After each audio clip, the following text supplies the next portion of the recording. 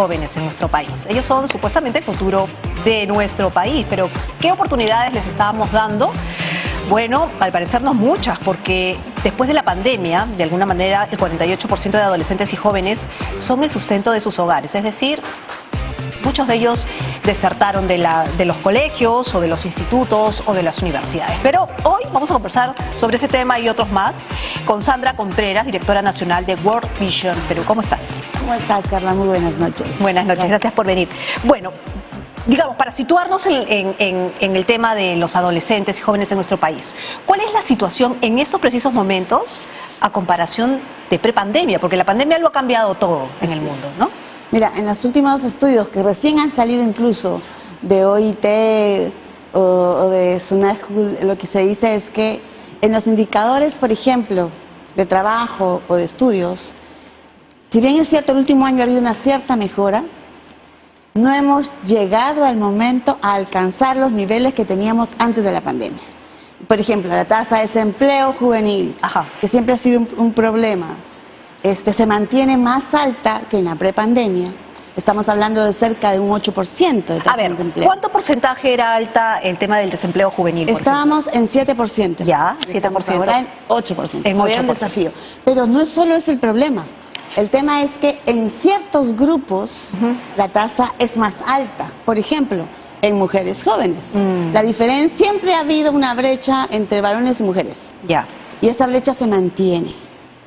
Igual, entre los grupos de jóvenes, si hablamos de jóvenes entre 15 a 29 años, que algunos lo categorizan, en el grupo entre 15 a 24 es donde hay mayor también brecha de tasa de empleo. Algunos dirían, pero 15 años no deben trabajar, pero necesitan, porque como tú bien dijiste al inicio, una muy buena parte contribuyen a un aporte especial a la familia.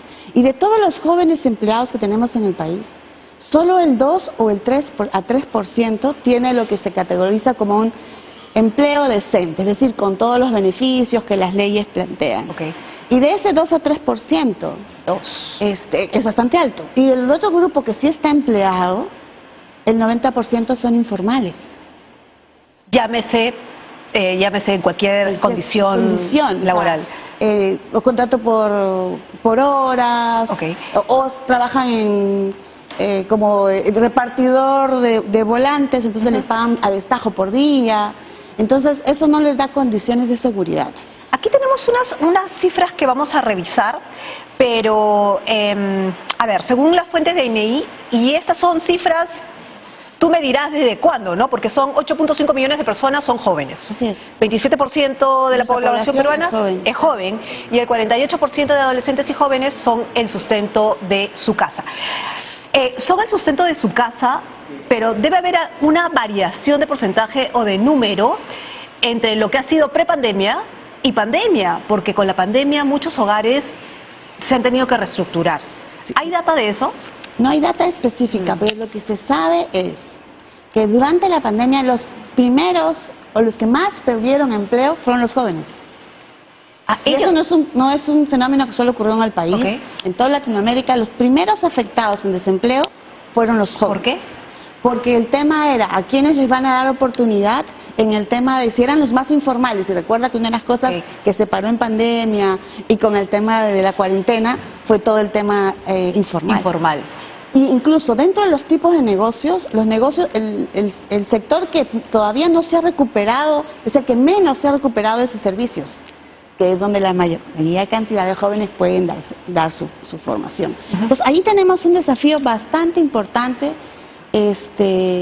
a trabajar, y cuando tú hablas el tema de por qué estamos en ese nivel de empleo tan bajo o empleo de mala calidad, es porque y hay varias cosas que van atrás. La educación.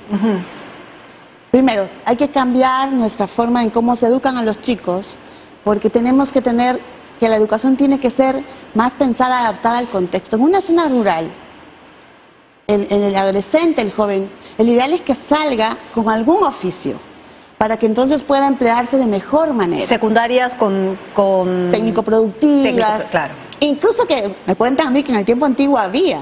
Sí, claro. Pero se dejó de hacer, entonces ahora todos salimos con una formación.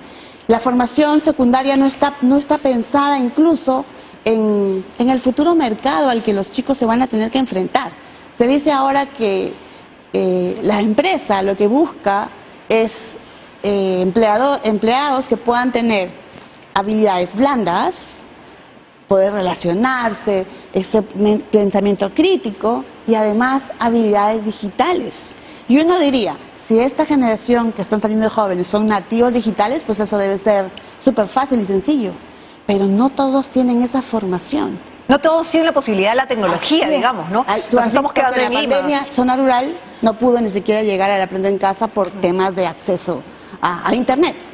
Entonces, ¿qué tendríamos, o sea, digamos, qué tendríamos que reestructurar? Digamos, hay dos cosas, mira, es un tema educativo. Ajá. Hay otro tema, con la pandemia se dice que el 30% de toda la población hemos tenido un problema de salud mental. ¿Quiénes han sido los más afectados? Los niños, adolescentes y jóvenes. ¿Del porcentaje de adolescentes cuánto, por ejemplo? Ahí se estima que el 25% ha estado sufriendo algún tipo de depresión. Ok. Tú sabes que los suicidios aumentaron también. En jóvenes. Población joven y adolescente. ¿De cuánto estamos hablando? Estamos hablando que en el 2021 estimaban que iban a haber cerca de 540 casos de intentos de suicidio. Y de los cuales, entonces, si tú ves que hay una población en riesgo, que es este 25 que está con depresión, ¿cómo tienes que trabajar en el cuidado con ellos? Programas para poder tener, una hora que regresaban al colegio los chicos, el tema era cómo el maestro, los docentes tenían que abordar este tema porque estaban viniendo con mayor ansiedad o depresión o ansiedad han sido los que han tenido el mayor... Pero lo que me estás diciendo es complicado, porque si en educación no hay acceso digital, digamos, se ha reestructurado, supongo que deserción. La deserción aumentó increíblemente. ¿Cuánto ha aumentado la deserción? Se hablaban de cerca de más de 120.000 estudiantes que no volvieron. Okay. Deserción. Cada año, cerca de 450.000 alumnos terminan la secundaria. Solo el 14% continúa estudios. Ok, entonces. Esa es la realidad de nuestro país. Entonces, la deserción, la poca posibilidad, el tema de la educación, la salud mental. Un tema más. ¿Cuál? La maternidad a edad temprana. Ahí vamos a ir, pero específicamente, porque eso sí es interesante saberlo. Pero en base a todo lo que tú estás comentando, ¿de qué futuro estamos hablando de un país? Porque ellos van a ser el futuro, son el futuro, digamos. Supuestamente ya están trabajando para un futuro. Son el presente ya. Son el presente. Pero de aquí a unos 10 años, 20 años, ¿qué factura va a recibir nuestro país con esto? Por eso es que tenemos que hacer algo ya. La semana pasada tuvimos, como parte del World Vision, del ONG en que soy parte, una cumbre de jóvenes de Latinoamérica aquí en el Perú, en Lima. Vinieron de 10 países. Y abordamos estos temas con ellos. La experiencia que ellos planteaban era que cuando se les da la oportunidad en la escuela de que ellos puedan aprender un oficio, pero antes que eso incluso de poder desarrollar sus propias habilidades blandas, que puedan mirar qué es el mercado que tienen, ellos están dispuestos a poner la milla extra para esforzarse y hacerlo. Hay iniciativas que se han dado, pero el tema lo que se requiere es mayor inversión de parte del Estado. Se requiere una mirada integral. ¿Cuál es uno de los problemas que tenemos desde temas de niñez y que es un problema que tendríamos que cambiar? Se ve por sectores, ¿no? En educación tengo que hacer esto, en salud tengo que hacer esto, en empleo hay que hacer esto. Pero el joven, el adolescente es un ser integral como cualquiera de nosotros. Entonces tiene que haber una coordinación intersectorial para poder abordar el trabajo con ellos. ¿Qué se puede hacer? Hay iniciativas de World Vision, por ejemplo, tenemos un proyecto que se llama You Ready, que trabajamos en 7 zonas del país, pero orientándonos mucho a zonas más vulnerables, en zonas rurales. Trabajamos con las escuelas y estamos instalando módulos para que los chicos puedan aprender algún oficio, o algunos otros para que quieren trabajar un emprendimiento. Claro, pero y es genial que cada institución tenga un esfuerzo aparte, y que suma, sin duda. Pero vuelvo a preguntar, ¿cuál será el resultado de aquí a 20 años? ¿Cómo va a estar nuestra capacidad productiva en 20 años? Es decir, ¿se tiene data sobre eso? Productivamente, ¿cuánto vamos a perder en los jóvenes, por ejemplo, si siguen enfermos porque no se tratan? La data, si las cosas no cambian, es bastante compleja para nuestro país la situación en adelante. No hay data exacta de decir cómo se está previendo, pero al tú saber que tienes deudas, que ya veníamos con un retraso, que estuvimos mejorando en los últimos años, pero con la pandemia retrocedimos, estamos volviendo a tratar de avanzar, pero no se manejan los temas estructurales de fondo, entonces siempre vamos a estar por debajo. Rezagados. Y esto tiene muchas consecuencias, ¿no es cierto? Porque imagínate que un joven no puede estudiar, no digo que no quiera, no puede estudiar porque no tiene acceso, no hay ingresos, la familia también está complicada. ¿Qué le queda hacer? Hay mucha relación, no es una causa ni una justificación, pero hay relación que en los países donde hay alta desempleo juvenil, poco estudio a ese nivel, también hay una alta, se incrementan las tasas de delincuencia. De delincuencia. Bueno, aquí más o menos está pasando lo mismo. Entonces, hay que trabajar desde las edades más tempranas y hay que trabajar muy fuerte con el sector educación y con el sector integración con el Ministerio de Trabajo y Empleo. Siempre, y no es justificación ni nada, pero siempre se habla de lo que tiene que hacer como política pública un gobierno.